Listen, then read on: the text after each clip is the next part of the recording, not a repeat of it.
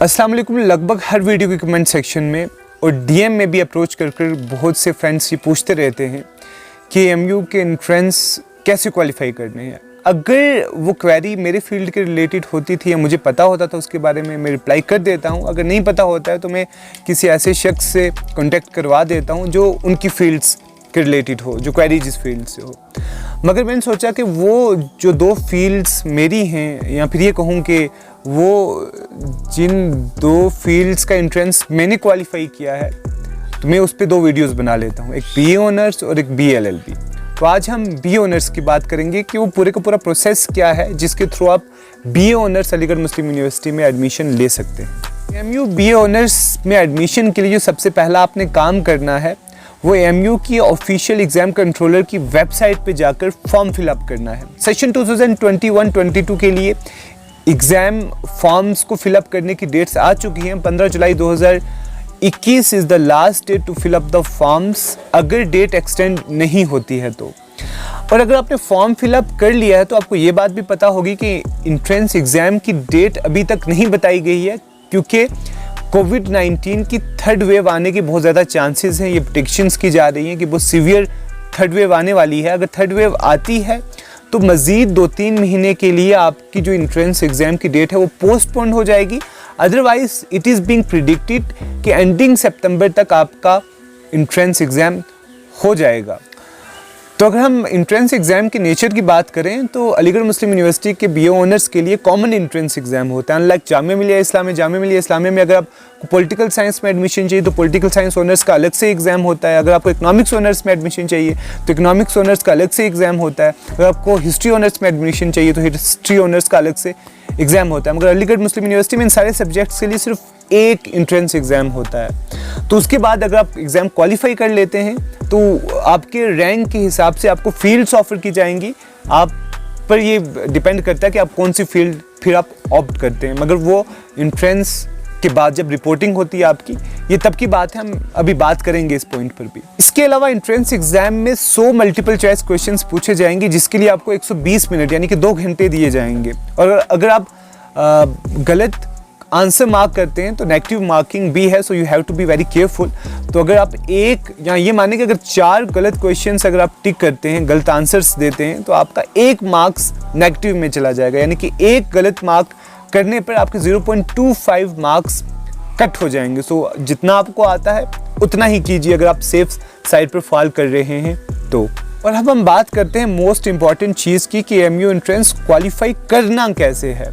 तो उसके लिए अलग अलग फील्ड से 3-4 फील्ड्स हैं, एक एक करके हम सब पर बात करेंगे। तो सबसे पहले बात करते हैं इंग्लिश की, कॉम्प्रिहेंसिव इंग्लिश और वोकैबुलरी, ग्रामर। ये सारी बहुत ही इंपॉर्टेंट है आपके लिए अगर आपको क्वालिफाई करना है। 25 मार्क्स जो है वो इंग्लिश से पूछे जाते हैं एमयू के बीए ऑनर्स के एंट्रेंस एग्जाम में।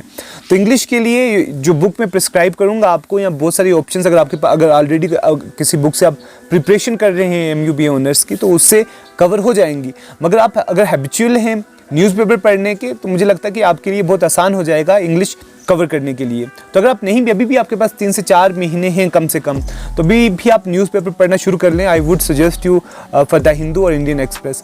और उसमें जो भी आपको नया वर्ड मिलता है उस वर्ड को आप नोट कर लें, उसका मीनिंग, उसका एंटोनियम्स, उसका सिनोनियम। तो इससे ये होगा कि आपकी वोकैबुलरी भी इंक्रीज़ होगी, आपको कॉम्प्रिहेंसिव जो फील्ड है वो भी कवर हो जाएगी। तो 25 मार्क्स आपके इस तरीके से कवर हो जाएंगे। इसके अलावा इंग्लिश के अलावा दूसरी इंपॉर्टेंट चीज़ है, वो ये फील्ड है, वो इंडो इस्लामिक कल्चर और अलीगढ़ मूवमेंट है। ये एक ऐसी फील्ड है जो कि ज़्यादा वास्ट नहीं है, यानी कि इसको बहुत आसानी से आप कवर कर सकते हैं और आपके 25 मार्क्स यहाँ से भी कवर हो जाएंगे। 25 मार्क्स की इंग्लिश और 25 मार्क्स इंडो इस्लामिक कल्चर और अलीगढ़ मूवमेंट, यानी कि सर सैयद के बारे में सब कुछ पढ़ दें। सर सैयद ने किस तरीके से अलीगढ़ मूवमेंट स्टार्ट की और अलीगढ़ मूवमेंट उसके बाद क्या हुआ, अलीगढ़ मुस्लिम यूनिवर्सिटी के रिलेटेड जितनी भी इंपॉर्टेंट डेट्स थे, और इंडो इस्लामिक कल्चर, उसमें मिडिवल हिस्ट्री भी कवर हो जाती है जो कि जनरल नॉलेज का भी एरिया है, उस पर भी हम बात करेंगे। तो ये इंडो इस्लामिक कल्चर जितना भी है और फिर अलीगढ़ मूवमेंट जितना भी है, ये आप बहुत आसानी से कवर कर सकते हैं और 25 मार्क्स आपके बहुत आसानी से कवर हो सकते हैं। तो इस तरीके से आपके 50 मार्क्स कवर हो जाएंगे। फ्रेंड्स, तीसरी और सबसे इम्पॉर्टेंट जो फील्ड है वो जनरल अवेयरनेस और करंट अफेयर्स की फील्ड है। लगभग 40 मार्क्स के क्वेश्चंस इसी फील्ड से पूछे जाएंगे। और ये आपको कैसे कवर करनी है उसके लिए it's very important to know कि आप कौन सी गाइड से प्रिपरेशन कर रहे हैं। There are different guides to qualify entrance exam of Aligarh Muslim University. तो मैं जो पर्सनली रिकमेंड करूँगा आपको, मैं कंसेप्टम की बुक रिकमेंड करूँगा, BA honours entrance exam guide Conceptum की। ये आप खरीद लें अगर आपने नहीं खरीदी ऑलरेडी, तो इससे आपकी बहुत सारी फील्ड्स कवर हो जाएंगी। मगर इसके अलावा भी आपको कुछ सोर्सेज में रिकमेंड करूँगा। फॉर इंस्टेंस जनरल नॉलेज के लिए अरिहंट की एक किताब आती है, मेरे ख्याल में 30-40 रुपए की आती है, छोटी सी होती है। तो वो उसमें काफ़ी स्टैटिस्टिक जनरल नॉलेज भी होती है और जो करंट अफेयर्स होते हैं वो भी होती है। मगर करंट अफेयर्स जो मैंने पर्सनली, आज से 4 साल पुरानी बात है, जो मैंने करंट अफेयर्स के लिए रेफ़र किए थे सोर्सेज, वो ऑनलाइन सोर्सेज थे।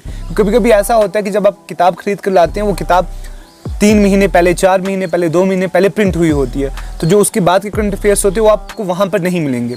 तो उसके लिए आपको ऑनलाइन सोर्सेज ही बेहतर रहेंगे। तो आप ऑनलाइन सोर्सेज से करंट अफेयर्स कवर कर लें।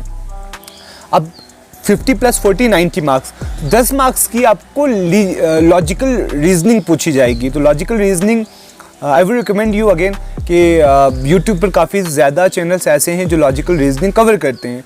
तो आप जो कंसेप्टम की बुक या AMU की कोई भी गाइड जो आप खरीद रहे हैं, कोई भी गाइड आप खरीद रहे हैं, वहाँ से भी कवर करें। और सीखने के लिए आप कोई चैनल, कोई ऑनलाइन सोर्स भी रेफर कीजिएगा प्लीज़। एंट्रेंस एग्जाम क्वालिफाई करने के बाद या फिर अगर आपका वेटिंग में आता है, तब आपको क्या करना है, उस पर बात करने से पहले इट्स वेरी इंपॉर्टेंट कि आप कैटेगरीज़ के बारे में नॉलेज ज़रूर हासिल कर लें। For example, there are 22 seats available in BA honours for sport category. Similarly जो अलग अलग फील्ड्स हैं, जो चिल्ड्रन ऑफ एलुमनाई हैं, उनके लिए भी कुछ सीट्स अवेलेबल रहती हैं। जो चिल्ड्रन ऑफ जो एम्प्लॉयज़ हैं, उनके लिए भी कुछ सीट्स अवेलेबल रहती है। इसी तरीके से बाकी डिबेट के लिए अलग से कैटेगरी है। तो आप इस पर हल्की सी रिसर्च ज़रूर कर लें।